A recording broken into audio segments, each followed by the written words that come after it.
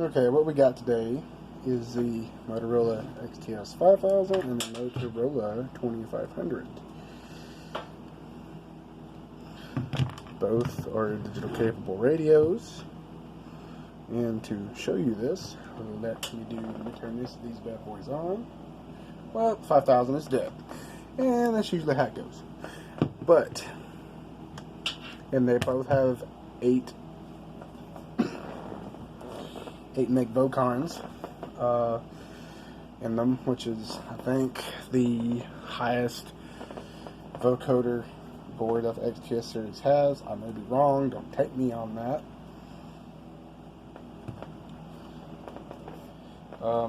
Some little idiosyncrasies about these things is the 5000, you can remove speaker mics and stuff while it's on, and it won't wah, wah, wah, or do whatever, or it won't accept it.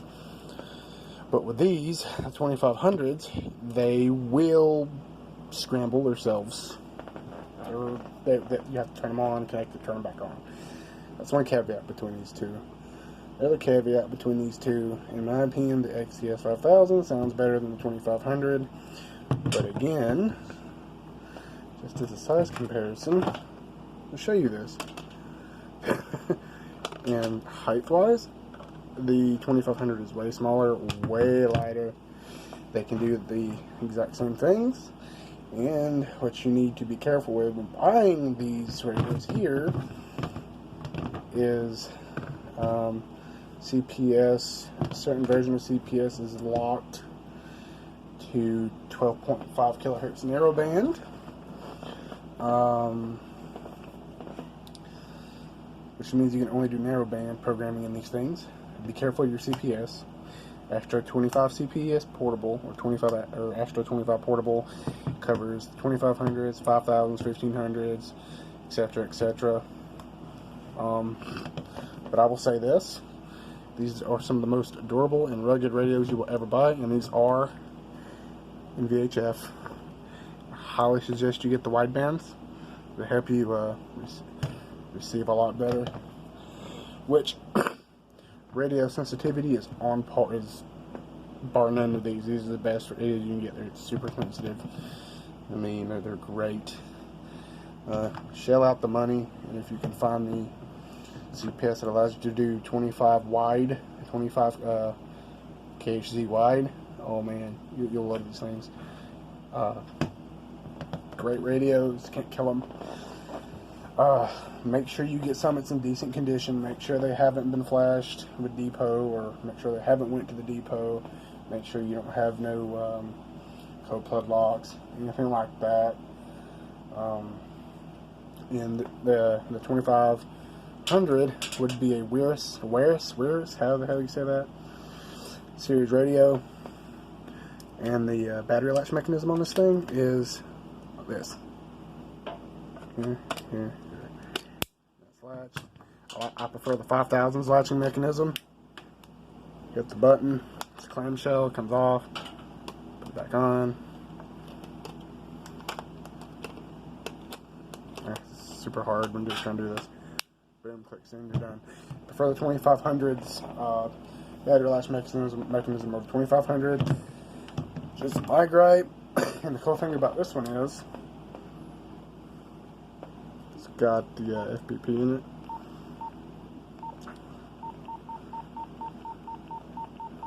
All that good stuff. Which, okay, see it's decoding here. Let's get that off there. Okay, what you're going to do, go into your parameters on FPP. I don't know if it's the same on the 5000s. I assume it is. What you're going to do is you're going to go to FPP. Password, if you have one, you enter it, hit OK, but I don't enter it. FPP, okay.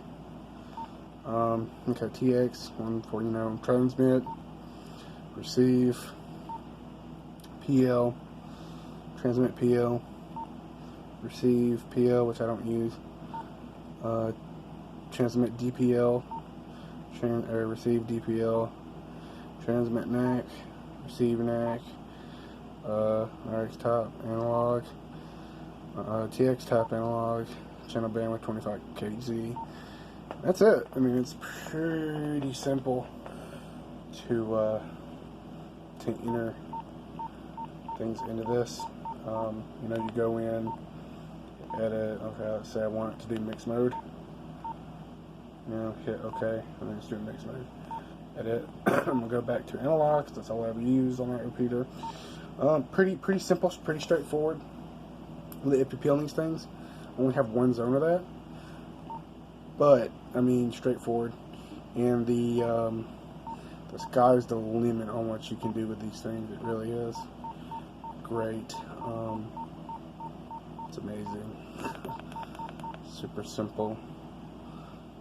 Form factor, like I said, this versus this, way smaller, way lighter.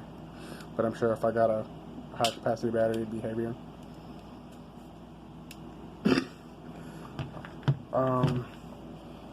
Trying to see if I have a battery here, but I don't.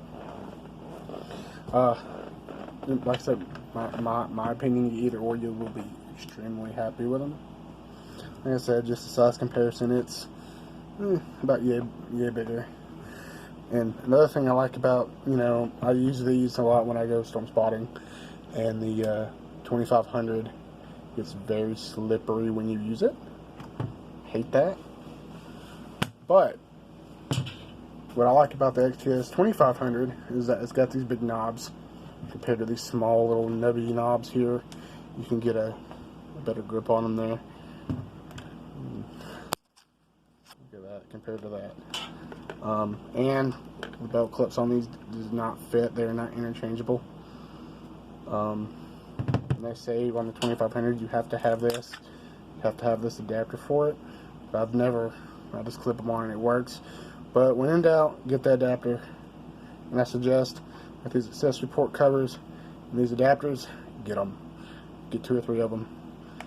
You will lose them. I have.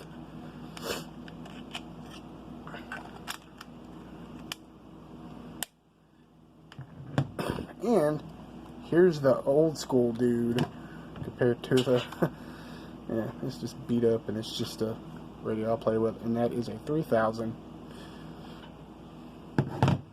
But that's another video.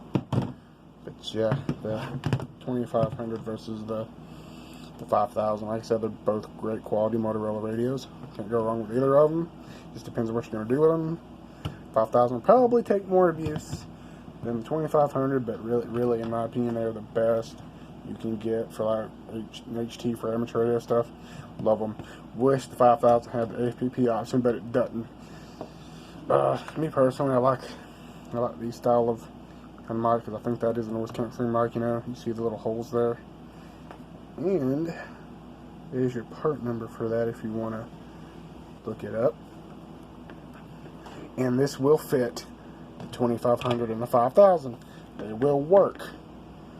And I believe, well, yeah, no, never mind. Saber's a different line. They take a different connector. But any Jedi mic will work on these. And if you can snag these up at Hamfest, I'd get them. Overall, great radios. Love them. Prefer the 5000. I like a heavier radio. Like I said, this doesn't slip as much in your hand. Granted, it is like holding a brick in your hand. I'm not gonna lie about that. This is way more ergonomic in your hand. Love them. Bought them. Glad I bought them. Yeah, $600. Paid $300 a piece for them, but great. I mean, golly, the greatest radios you'll ever buy. And they'll probably last you a lifetime too. Oh, and Motorola Depot does not support these anymore, so if you're going to buy parts, do it now before you can't find them. Housings, cases. But what I don't know is if you can take an 800 meg model of these and plop a VHF model into them. But what I found out with this guy is, okay, it doesn't have a screen in it, but I think you can operate these without a screen as a Model 1. But you'll only get the A, B, and C selector, which I'll show you in removing this antenna. And yeah, these bad boys, man, I love these things. That's the wideband one. Let's see, 136 to 174. I believe is what that is. And I think these antennas favor the higher portion of the VHF band. But for what I do, they work great. As I was saying about the A, B, and C toggle. There's your A, B, and C toggle. You can use that for your zone, A zone, B zone, C zone. How I have this thing set up is I have that for my amateur zones, and I got some law enforcement stuff in it. I wish it was charged, but it's dead in the door now. But what I do is I go here, I go hit this, it's gonna pop up zone out there, hit zone and scroll over. That's just how I have it set up. So if I wanted to, I could just disable that and then make my zone selection here from the keypad, which I might do.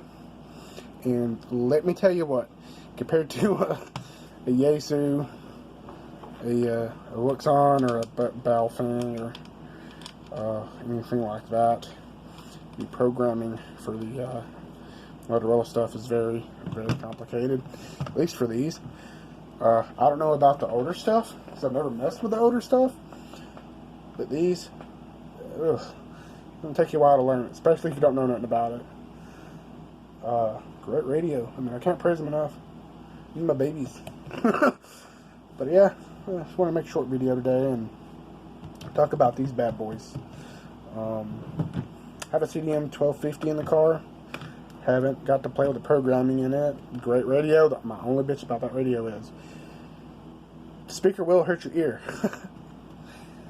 And a little tidbit about these connectors here. I didn't know until I found out recently. I'm going to do this little port cover right here. And that's a, let me see if I can get it. That's that right there is an audio adapter hole. You know, use a mono and you plug a mono in there, hook it to an external speaker and all that good stuff. Or you can just go in the side there and it's got that covered, but why do that when you can just plug it in right there, have your external speaker, have your mic.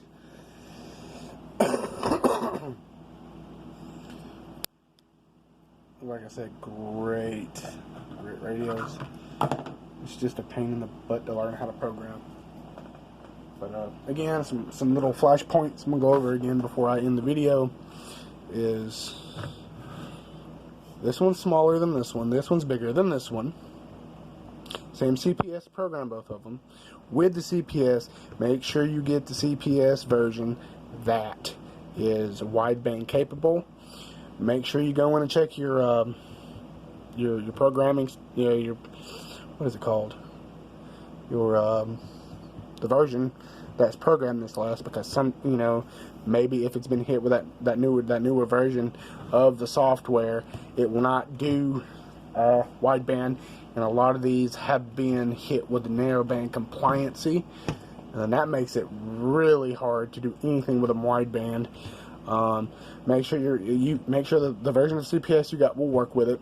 Make sure it's not narrowbanded. Make sure it will accept wideband. You're great. If you can find either one of these with FPP, snag it. Great radios, love them to death. I mean, I'll put my life with them. But like I said, P25 digital public. These are public safety grade radios. These were never meant to be used in the amateur radio community. People do, people have, people do, people will. Can't complain about them. The Motorola XTS 5000, XTS 2500. Great radios. I feel like one sounds better than the other, but that could be how they're set up. Many variables go into this stuff. I'll catch you guys later, and that's going to be the end of this video.